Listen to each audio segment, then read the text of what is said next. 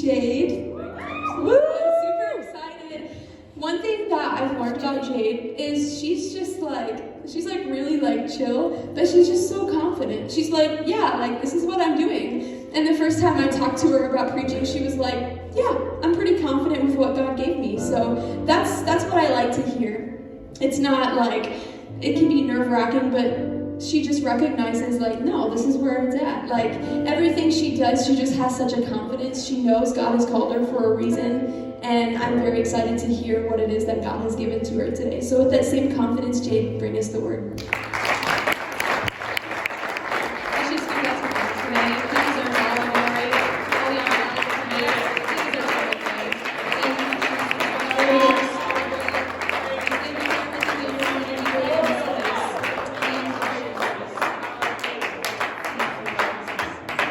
Man, it is different to be on this side of the pulpit. Makes me a little nervous now being up here. But anyway, today I'm going to be reading from Hebrews 11:1, if you would like to turn there. And while you are turning there, I'd like to give honor to Brother Grant for the ability to be here. Really appreciate it, from all the help from all the faculty and the staff, and all the encouragement from my class, who just decided to sit in the front row and make me even more nervous than I already was. But thank you. To my pastor back home, I wouldn't be here without his guidance and his helping me pursue the path that God wanted me to be on. Hebrews 11:1 says, "Now faith is the substance of things hoped for, the evidence of things not seen." The definition of faith, it is defined as complete trust or confidence in someone or something. Having faith is very hard sometimes, especially in other people, because people fail all the time, because we're human, right? We're not perfect. But God is. And having faith in God is sometimes even harder, because we can't see him, right? God's a spirit. And so we have to have complete faith, complete trust, whole trust in God. Seth should be very happy I'm using his theology lesson right here. Faith is seeing light when your heart faith is seeing light with your heart when your eyes only see darkness. If you will pray with me, we can be seated. Thank you, Jesus, for the ability to be here today, Lord. I pray that you touch this service, God. You touch the hearts and the minds, Lord. You speak through me, God. I'm not able to do this without you, and this is all for your glory, not for our own. We praise you and we worship you. In Jesus' name, amen. God bless you. So, a little backstory on me. I didn't grow up in the church. I started coming to church when I was about 8 or 9. I was baptized, received the Holy Ghost when I was 9. Praise God. But my family isn't in the church. But when I first started coming to church, I was so hungry to be in the church. I loved church. Church was great. I wanted to be a part of everything. All the rallies, all the events, every service, I wanted to be there. That was what I wanted, because I just loved church. I loved the atmosphere of church. I loved the people. I loved everything. It was just so different from my home life. It was so different from my school life. You know what it's like to be at church. I loved church, even from a young age, but although I was very young, I knew that my family needed to feel this. My family needed to know what it was like to feel what I felt being in the church. Growing up, you see your family. You see the struggles that they go through. You see the pain and the hurt. Even though they try and mask it, you can still see it. I knew that my family needed that. And I grew up with my grandma and my sister. They were the ones in my house. And I knew that they needed to be in church. I wanted them to be in church. I wanted them to feel what I felt. And they did. They eventually did start coming to church, which is awesome. But as I grew, I realized that my entire family needed to be in church. It wasn't just the people in my house. It was my mom and my dad and my stepmom and my sisters and my cousins. They all needed this. They all needed to be in church. We all know that. Our friends, our coworkers, they need to be here. They need to know what it was like. So I prayed as best as I could. I didn't know a lot, but I did. I prayed for my family, and I had faith what faith I knew, I had faith that my family was going to be in church. Also, because I didn't state it in the beginning, the title is Beyond the Veil for your chapel cards. Beyond the Veil. But anyway, I had faith that my family would be in church. And my close family, my mom and my dad, they don't live in Minnesota, but when they come to Minnesota, I was like, there's like church if you want to come, like church on Sunday. I mean, we're having food. Like, that's a really good sneak it in there. Like, come eat. Everybody loves food. So I always use that window. There's church, just in case. And my dad, he got married in my church, which is interesting, pretty cool. He loves my pastor. My stepmom loves my pastor. So it's one step. We're getting there. But although my family isn't in church, I don't have that praise report yet. I have faith that beyond what I can see on the outside, beyond how they act, what they look like, what they say, I have a faith that beyond that threshold, God is stirring in their hearts. Because I'm going to use that every single open opportunity to witness to them. I'm going to use every single opportunity to speak to them about the things that I know. And I have a faith that beyond that threshold, beyond the veil of my vision, that God is doing something in their lives. But it's not just about having faith. It's not just believing that God is going to do something in their life. It's not just about me being like, yeah, God is going to do that. I also have to do something about it. I have to take every opportunity that they give me. I have to use every open door. I have to do that. It says in James 2:26, whereas the body without the spirit is dead, so faith without works is dead also. I have to do something with that faith for it to mean anything. I pray that my family is saved, that they become saved, but I need a desire. If you don't desire something, you're not going to work for it. Right? Like, if you desire a raise, you're going to work for that raise. You're going to do as much as you can. Be like, you see all that stuff that I just did? Like, I deserve a raise now.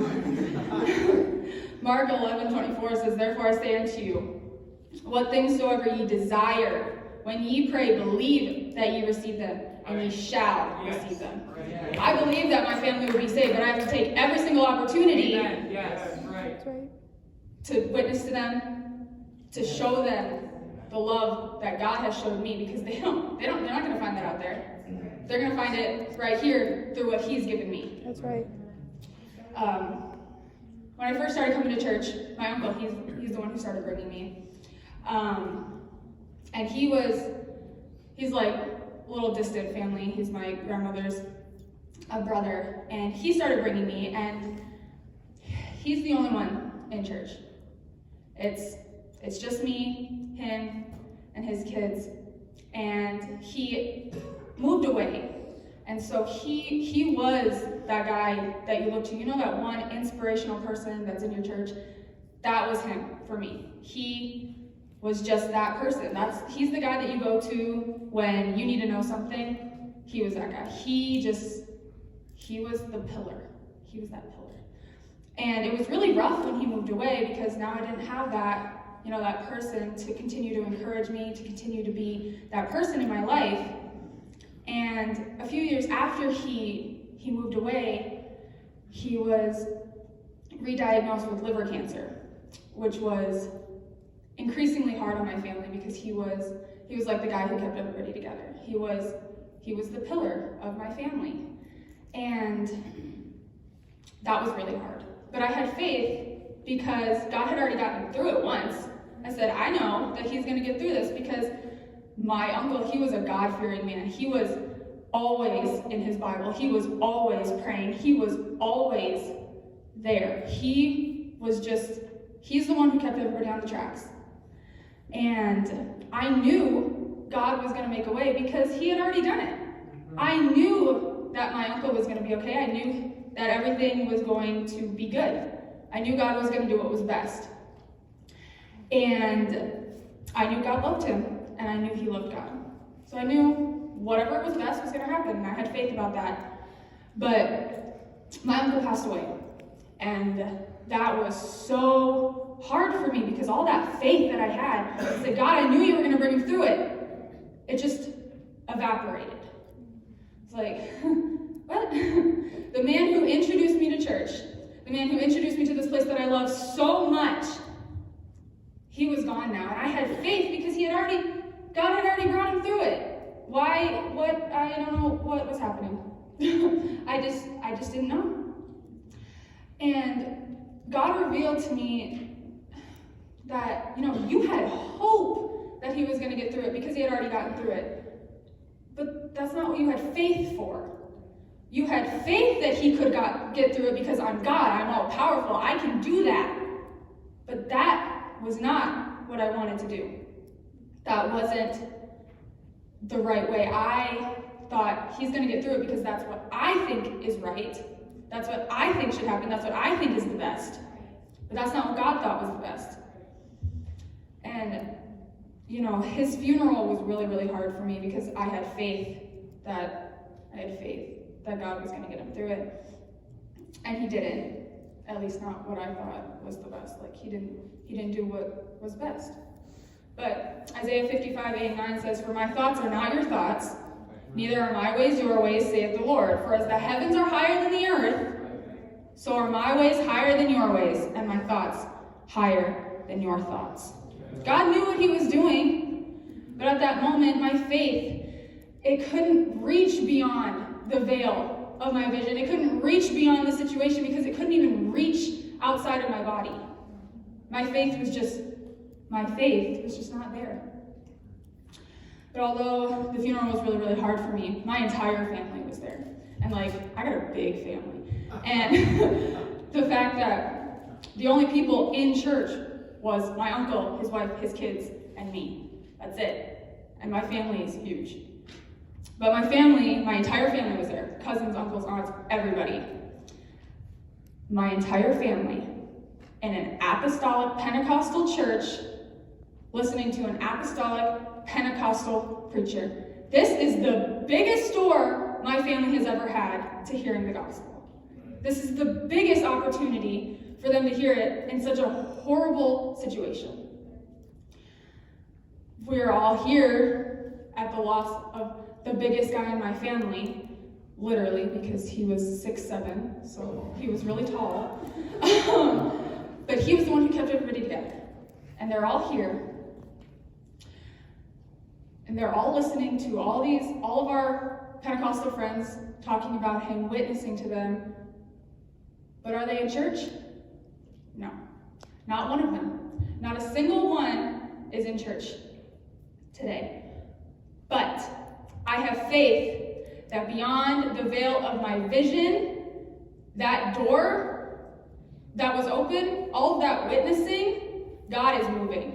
God is stirring their hearts. God is putting something in their head like, why? Why is this so important to them? Why? God is stirring something beyond what I can see. God's increasing their curiosity, increasing their ability to have faith in something that they don't understand. Proverbs 3:5 says, "Trust in the Lord with all thine heart.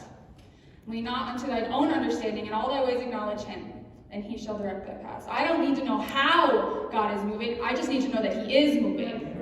Right.